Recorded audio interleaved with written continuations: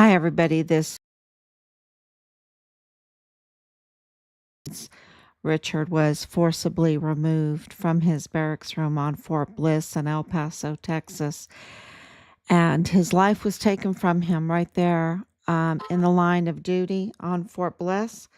Let's see if everything is working. Let's see if everyone can hear me. Okay. His life was taken from him right there in the line today. On Fort Bliss. Let me turn this down a little. Yep. So everything's working. Today would have been his 26th birthday.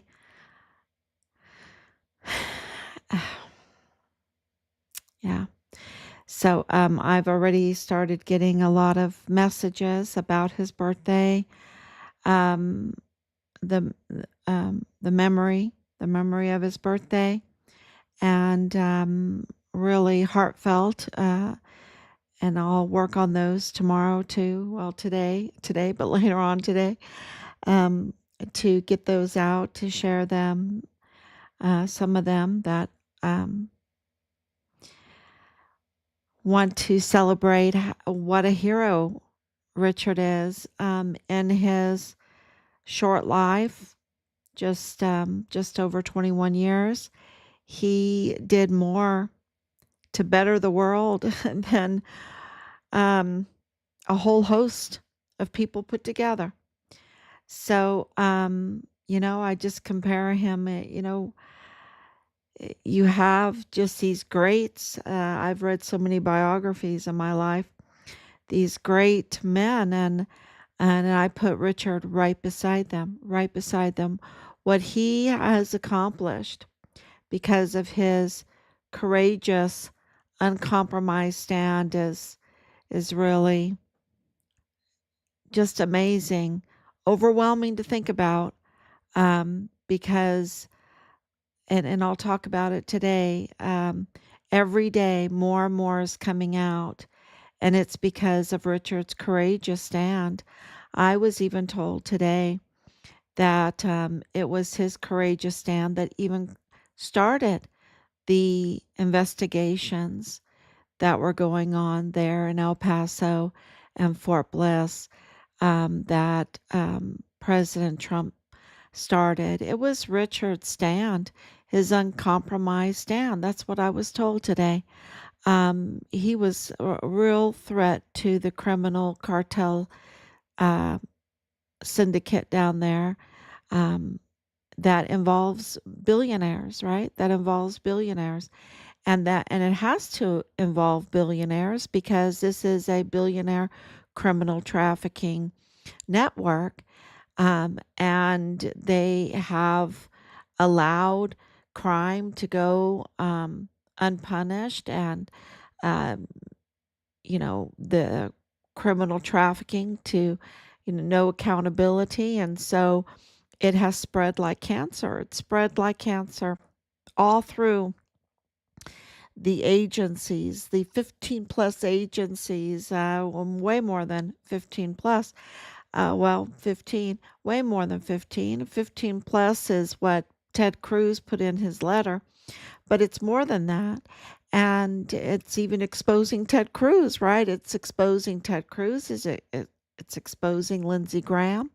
It's exposing the billionaires. It's exposing Veronica Escobar and so many politicians in the El Paso area, um, because of their cowardice, their fearfulness. They take these oaths, but they're absolutely serving foreign and domestic enemies. Okay, they are, because if they weren't, they would stand up to this crime and this absolutely call it out. It's kind of like the emperor with no clothes.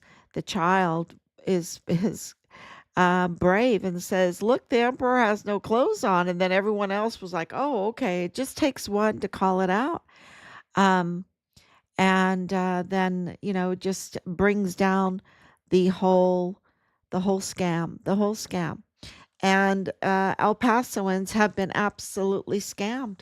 Look at how high their property taxes are.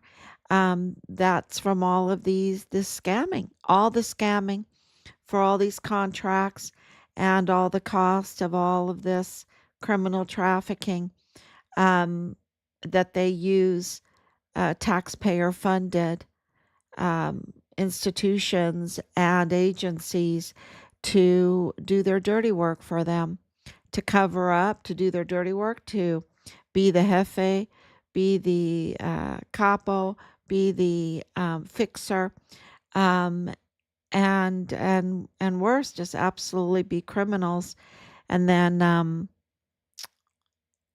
and charge the people for it. It's like the defense of Patrick Crucius, right? Charge the people for it millions and millions of dollars, and they pocket the money. I mean, it's very obvious what they have been doing. It's kind of like the schools, and we can talk about El Paso schools, how they built these schools, pocketed the money for all the contracts for the construction, and all the costs of a school, right? And yet they didn't have enough children for those schools. Now they wanted to close down 8 of them, and the last time I heard it was 7 of them. Um, because when President Trump, at the beginning of this year, became president of the United States, he closed down that border, and that meant that they couldn't go and with these big fancy buses over to Juarez and pick up the children to come and be educated in El Paso to fill up the schools that they really did not need, right? They didn't need. And so, this is how these um, these billionaires, um, operated, and then um, compromised. Many generals were compromised, are compromised, and today we have a huge conflict of interest that shows the level of compromise in the El Paso field office of the FBI, and that includes George Toros. Of course, George Toros worked alongside um, Jesus Eddie Nieto Jr.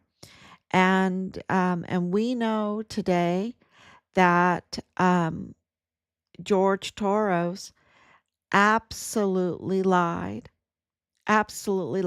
about opening up an investigation into uh, Manuel Chavira.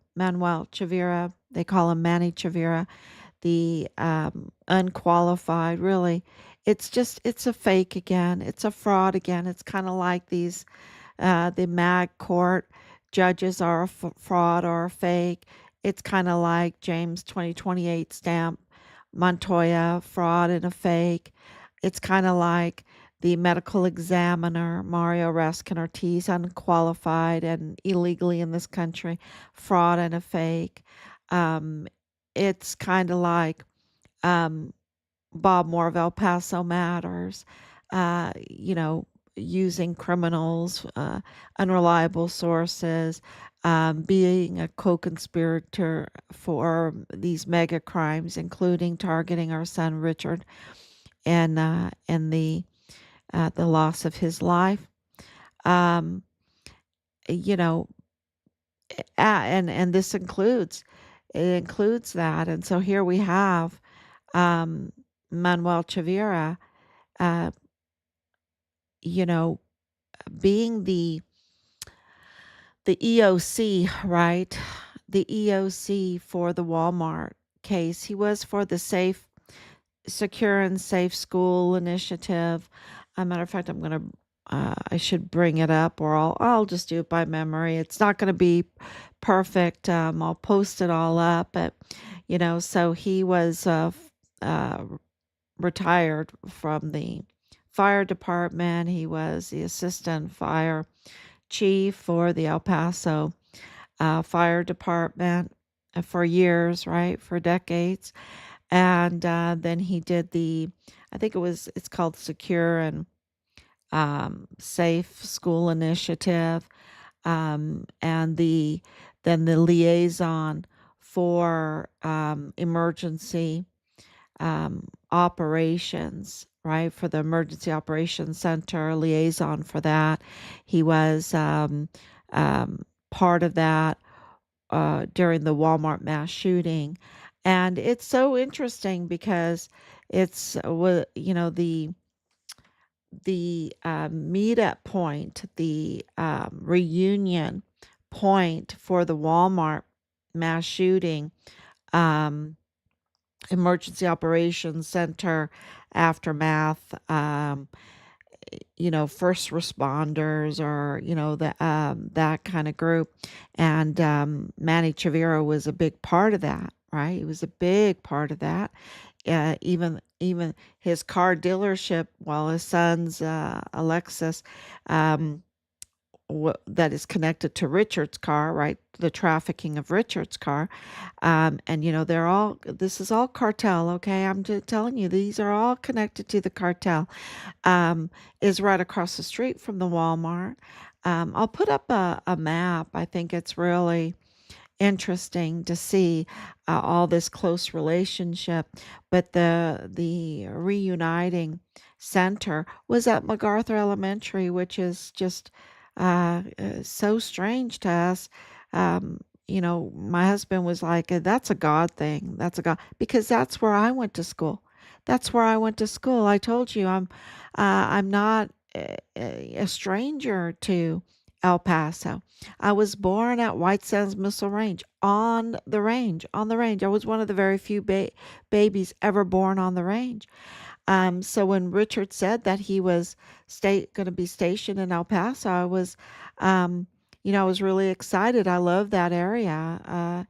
Of course, when I lived there, the um, the cartel had made such a huge criminal syndicate mess out of El Paso. Um, it was, there's always problems, right? Because it's a border city. You understand there's problems. That's to be expected because of the border. That's why we need a really good FBI there. That's why we need a really good FBI. And I went to school in El Paso. I lived on Fort Bliss. I lived on Shed Road on Fort Bliss. Um, and I swam in the replica pool. I think that pool has been filled up since, but it used to be an Olympic-sized swimming pool. My coach was Colonel Johnson. We called him CJ. I was confirmed there at the replica chapel. Um, that's where I was confirmed in my Christian faith. So of course, I have this long history there. And one of the 1 year that my father had to leave he was deployed to South Korea, and you at that time you couldn't go there with the family, and you couldn't live on post. Um, so we had to move off post, and that's why that was that year that I went to MacArthur. That I went to MacArthur Elementary School, and I think it's like almost a middle school now. Um, so to see that, I'm familiar with that area, um, and the the cartel, Silla Vista Mall and Silla Vista Walmart, are real hot spots for the cartel.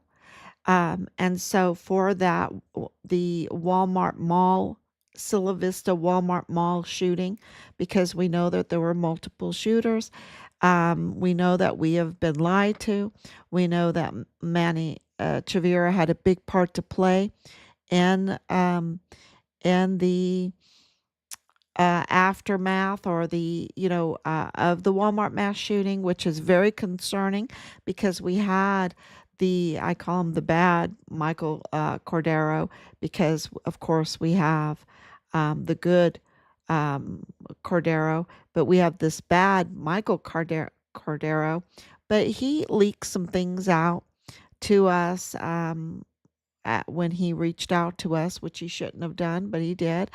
But he did leak some things, and that was that the FBI did not secure the Walmart mass shooting scene, the crime scene, for more than 2 days. Can you imagine that? That they did not secure it. And of course, it wasn't really a shock to us because we have the videos where they're just walking over a body, they're taking pictures, and these are civilians, or the police are not even securing the area when they're showing up. They're telling people to leave. What? You want a witness to leave? Right? You have to secure the area, secure all the people, debrief all the people. And of course, Manny Chavira was a big part of this with the Emergency Operations Center. And of course, he had this huge connection with RNA Auto Group right across the street from the Walmart, right across the street. So, something is very, very fishy here because we know that George Toros, the FBI agent, a big player in all of this, um, absolutely lied about looking into Manny Chavira because Manny Chavira wasn't qualified at all to become chief of police for the ISD. And we know that the El Paso ISD, something is very wrong going on in there. Anyone that hires Amber Chase, there's something. They don't do background checks. They're not looking for, they're not doing their job. Okay.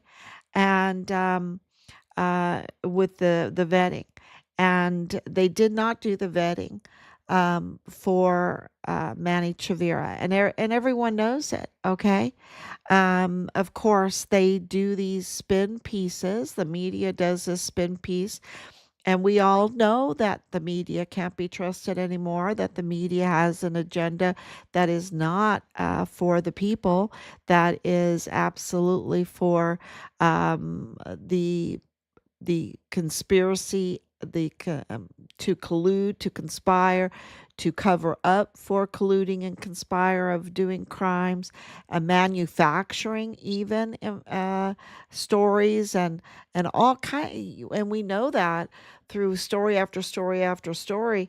Even with Kamala Harris, where the media even cut and pasted because her answers were so bad, and they tampered with the media.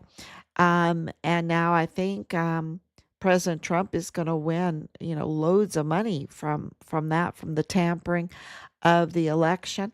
And so we know that the media was spinning so much so that you have to sit down because you might get dizzy, right? You might fall over or dizzy from the spin if you're not familiar with it. But we're familiar with it, and what they were putting out about Manny Chavira was such a spin it would make you dizzy. You'd have to sit down. It was just absolutely they were doing uh, they wanted to give him the job even though he wasn't qualified. And passing over all of these other police officers that were way more qualified, not allowing, an honest pick out of the El Paso ISD police officers to give a proper chief of police. And why wasn't he qualified? Because he was a fireman. He was a fireman. He didn't even have a peace officer's license. He didn't have. He didn't go to the police academy. He didn't go to the police academy, and they gave him this job as chief of police of ISD. And we know that um, George Toros, the FBI agent there in El Paso, in the field office, lied about investigating Manny Chavira. Okay, lied about it, um, and pretended, and didn't do it. And we, you know, uh, that wasn't even a big surprise to us because That same thing happened with Marlon Soto, in charge, the CID, the criminal investigator, on Fort Bliss, and telling us that they did things and they didn't do things, and absolutely lying and pretending. And it was so obvious they're not really good at pretending. And so that they're pretending, that they're lying. But you're waiting for the truth, and the truth is not there. You're getting lied to. You're getting disinformation. You're getting deceived, and they're spinning, and it's dizzy, right? And so you're trying to figure out, and it's really obstruction of justice then, and also not giving us our honest services because we pay them. They're all paid by taxpayer money, and so they're not doing their job. And so we absolutely know that there were leaks coming out of the FBI El Paso field office, that they weren't investigating like they should. Um, they're covering up for the criminals that are cartel, y'all. This is the cartel, right? And they're covering up for it. And, it's just gets more and more obvious. And for, of course, the billionaires that are in bed with the cartel, there's no other explanation for it. They're in bed with the cartel, and they're making loads and loads of money, criminal trafficking, and they, uh, put together like a criminal business plan, and they compromise the FBI office there in El Paso, and they compromise Fort Bliss, and they compromise the El Paso Police Department, and they compromise DHS, and the State Department and Department of Justice, of course, because of the MAG court is totally compromised. And of course, the prosecutor's office, which is very important, is totally compromised. Right now we have James 2028 stamp Montoya, totally illegitimate, right? And then, of course, we had the compromised federal courthouse with the Mayellas.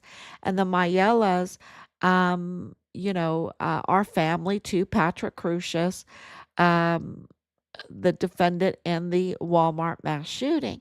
And Alexis Mayella, the daughter of the courthouse manager, where Patrick Crucius's case was being, um, the plea deal being brought forth and everything, that's defective now, right? Because that's his own family. His own family's working out his plea deal, right?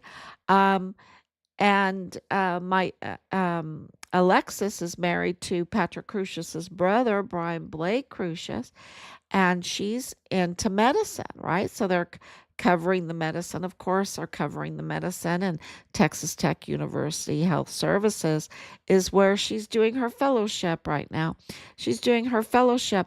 And, it's like, okay, good for her, even though she has, information um, of this defective plea deal of her brother-in-law, um, because Patrick Crucius didn't just randomly pick El Paso. She allowed El Pasoans to be lied to and deceived, and she absolutely threw her brother-in-law under the bus.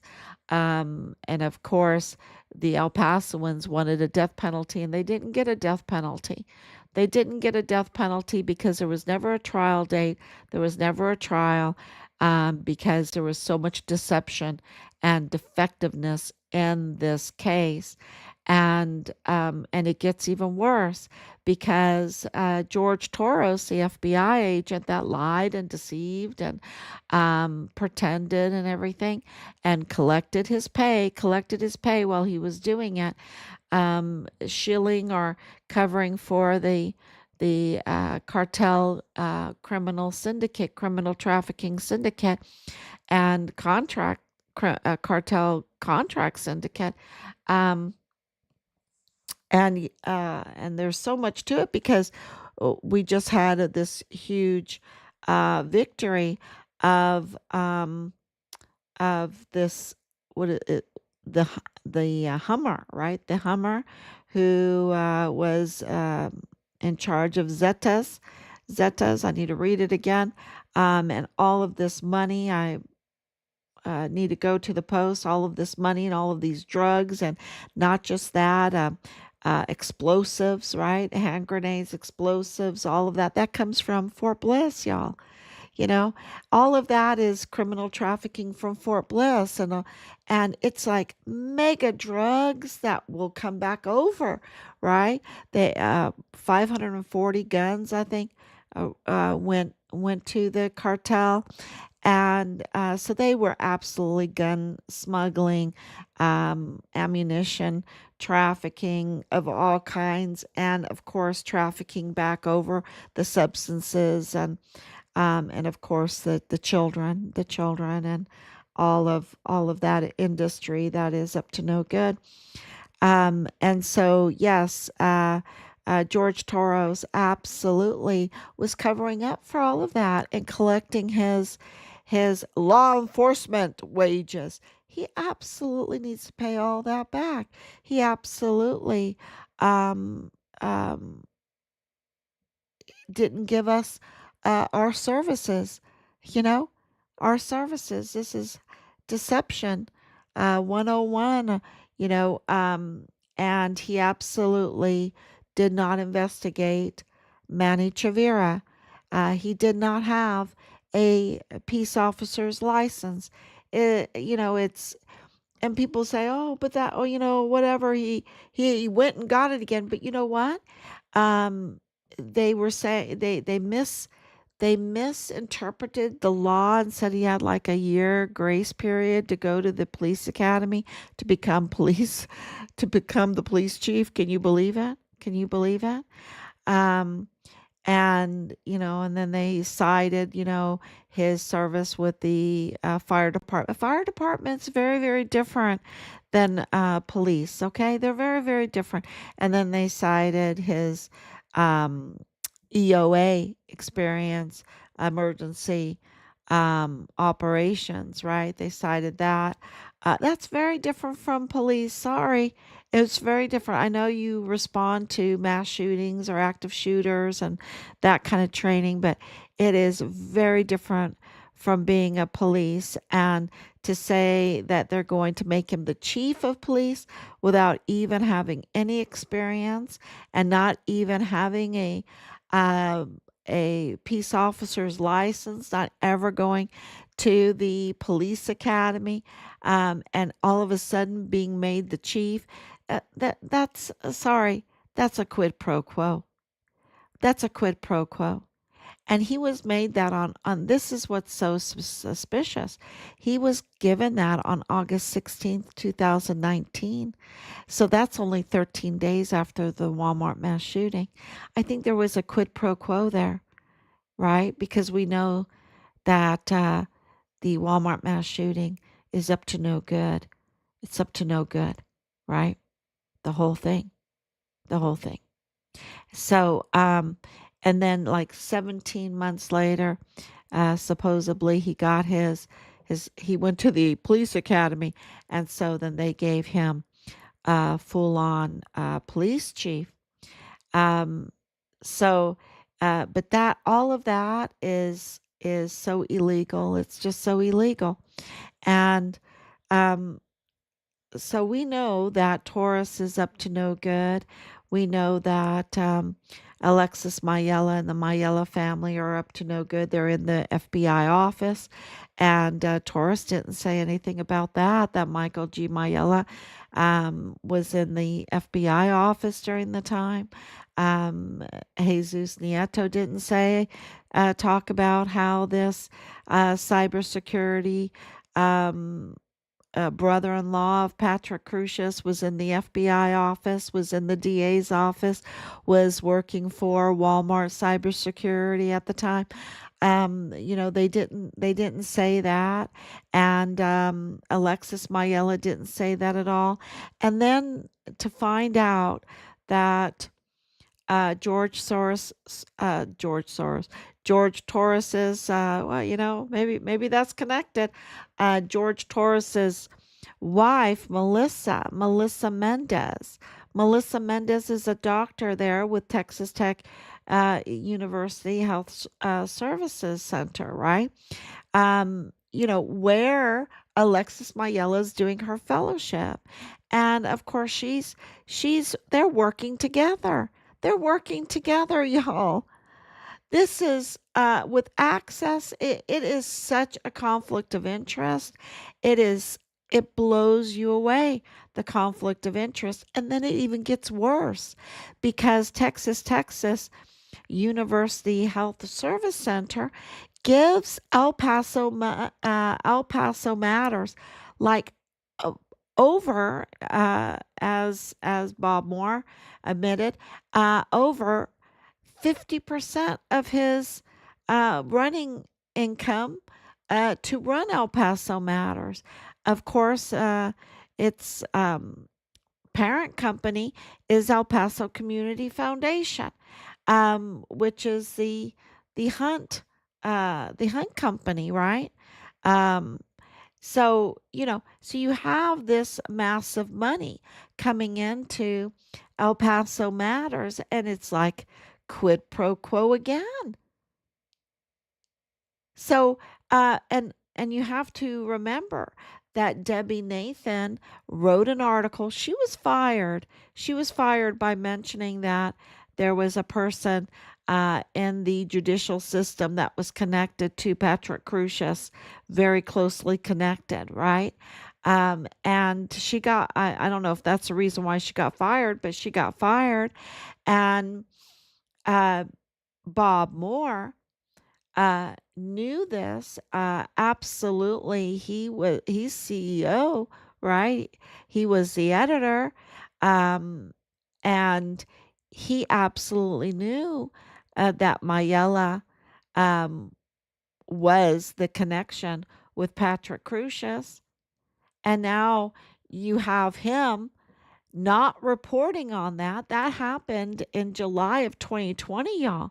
That article that Debbie Nathan wrote that outed it, but not mentioning names, that happened in July of 2020.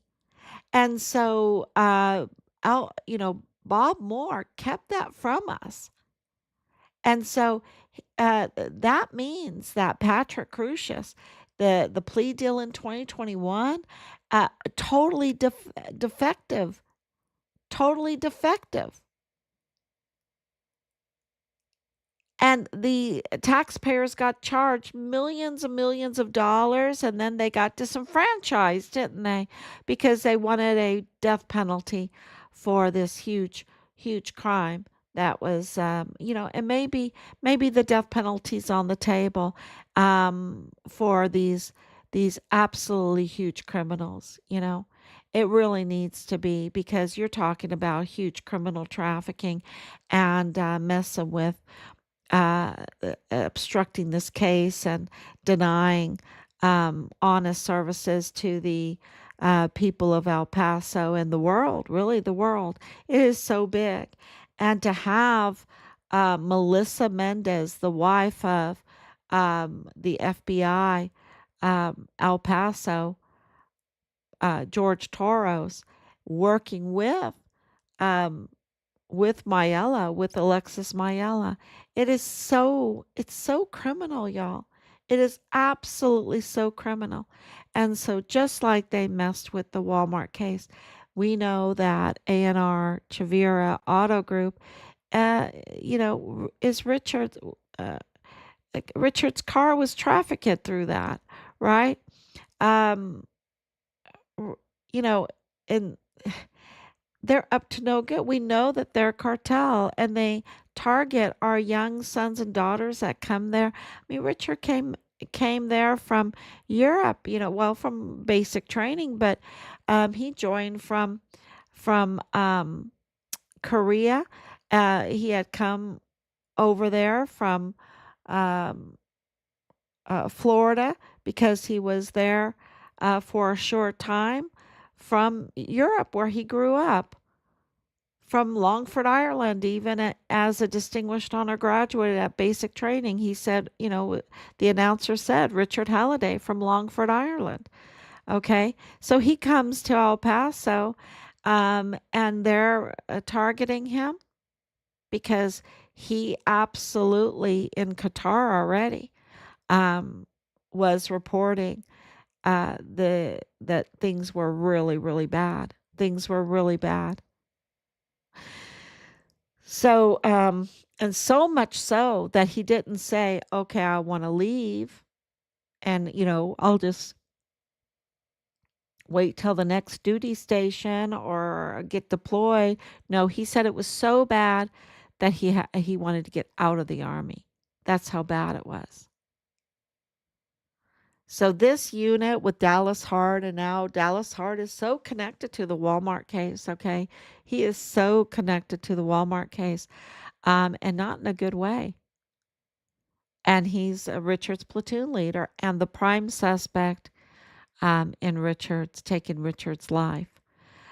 So, um, and I can't tell, I'm not at liberty to tell you all the information coming in because yesterday was a huge day again and today a huge day again because of getting information about uh, Marlon Soto. Marlon Soto's connection with even all of this medical stuff and conflicts of interest that he did not share with us and he should have recused himself.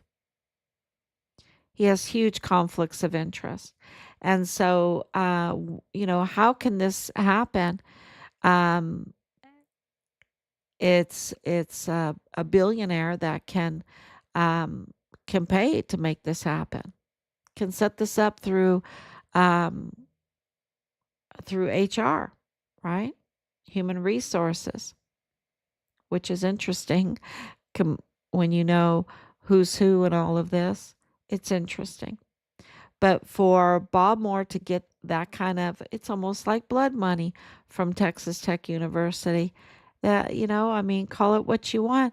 Uh, it's so criminal for him to do quid pro quo and to not run stories or to do a cover up job or to lie about Richard's case, to target Richard, to he's a co-conspirator because well, I don't know if it's his daughter, it's like his daughter, um, shares two children with Manny Chavira's son, right? So that's Raquel Primo with A&R Chavira. So they all absolutely targeted Richard. And here it is, Richard's birthday. We're really burning the midnight oil tonight, but, it's Richard's birthday and absolutely um, you see what a hero Richard is for standing up to this huge criminal syndicate, cartel criminal syndicate, deadly. I mean, just in 48 hours, I think there's 5 people that were hung, um, in Juarez, Mexico.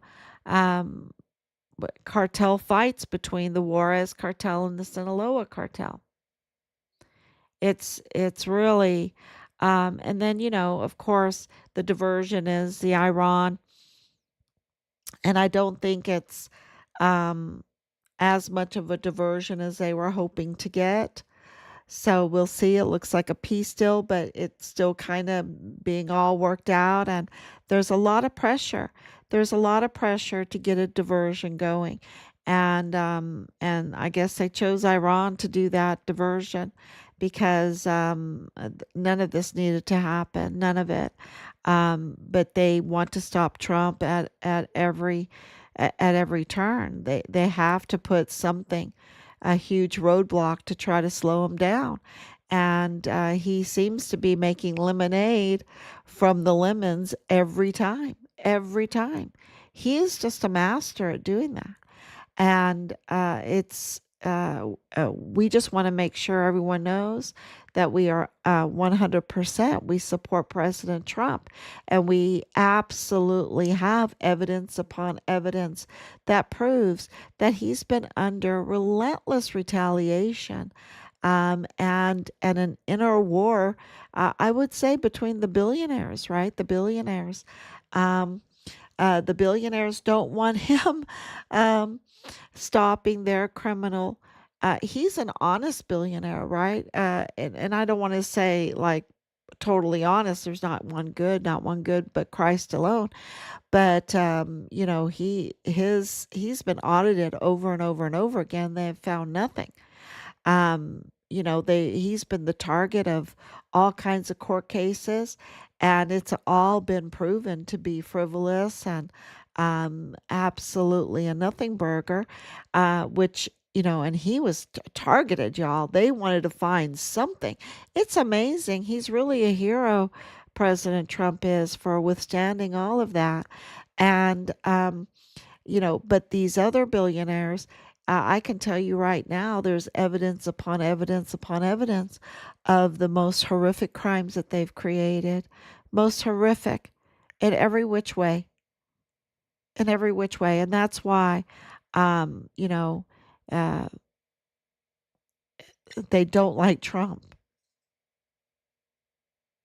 And they've pulled out everything to try to stop him. And anyone that's a whistleblower, that's helping Trump, is then again a target by them. So, you know, uh, Richard was even more than that.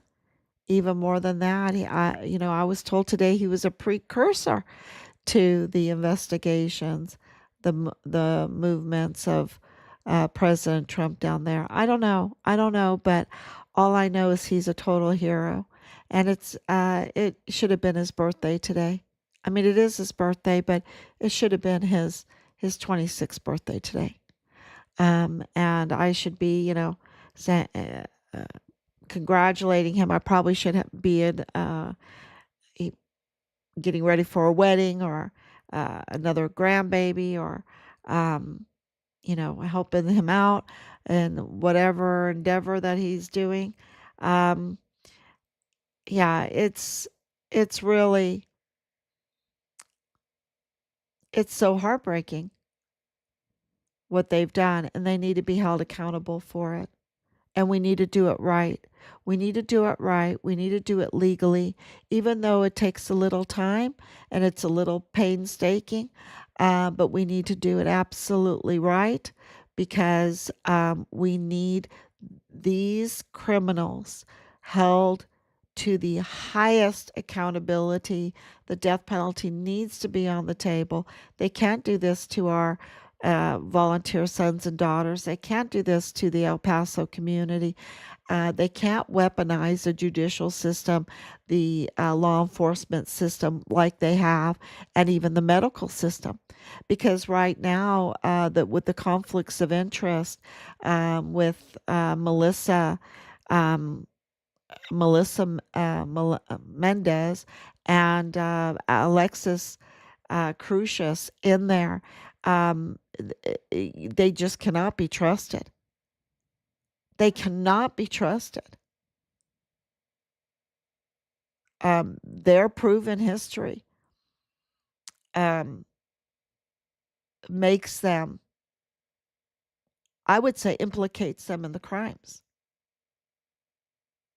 I'll leave that for the lawyers and the judges to work out. But this kind of access to medical health care, the ability, we know that the medical files, Richard's files, were tampered with.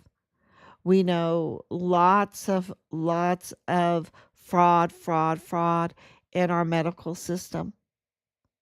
And to put people in there that cannot be trusted. And then, of course, we had a good day yesterday with Governor Abbott, and a very bad one today, because he's just selling our medical sovereignty out, letting other countries' doctors come in.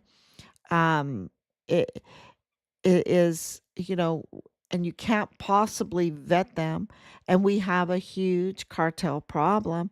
We have a huge CCP problem.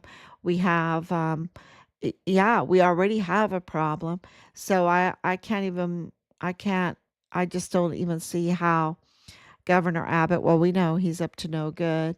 Um, Yesterday, he even a bad clock, even a broken clock is right twice a day. So he got something right yesterday, but today he just blew it. He just absolutely blew it again.